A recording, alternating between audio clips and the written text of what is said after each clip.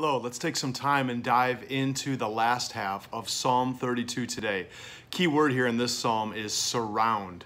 Verse number 6 starts like this. It says, "Therefore let all the godly pray to you while there is still time, that they may not drown in the floodwaters of judgment." Man, what a horrible visual we have of floodwaters as hurricanes assail the southern part of our country.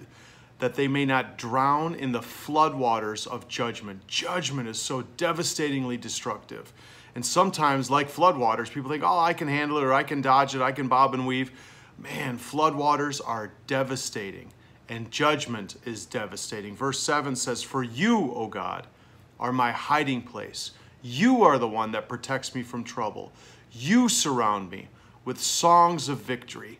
And then here in the NLT, it says interlude, or other versions of the Bible say Selah, which basically is pause and ponder on how awesome it is that God is our hiding place, that He is the one who protects us from trouble, that He is the one that surrounds us with songs of victory. Why do we need to pause and think about that? Because the floodwaters of judgment are real, but the presence and the protection and the victory of Jesus is realer. Not a word, but you get it. Verse 8, the Lord says, "I will guide you along the best pathways of your life. I will advise you and watch over you." Now watch this contrast. Verse 9, "Don't be like a senseless horse or a mule that needs a bit and a bridle to keep it under control." A horse and a mule, they're powerful animals and skittish and unpredictable unless they've been thoroughly trained. God says, don't be like that. Don't use the power of your free will, driven by the power of fear, driven by the power of control. Don't be like that horse. Don't be like that mule.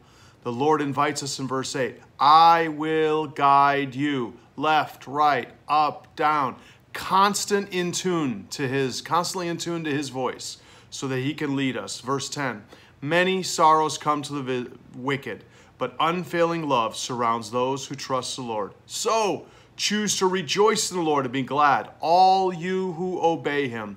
Shout for joy, all whose hearts are pure." Final thought, the good life is the obedient life.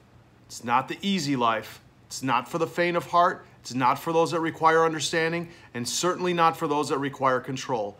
The obedient life is also not for those who require the approval and the understanding of those around them.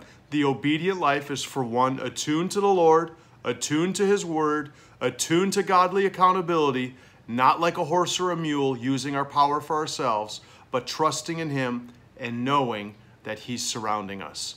It's not an easy life, but I'll tell you what, there's victory, there's peace, and there's guidance to the exact center of His will. I shouldn't even say to, because the center of His will isn't a destination. The center of His will is a lifestyle. May God keep us in the center of His will, and may we choose to follow Him and Him alone. Have a great day.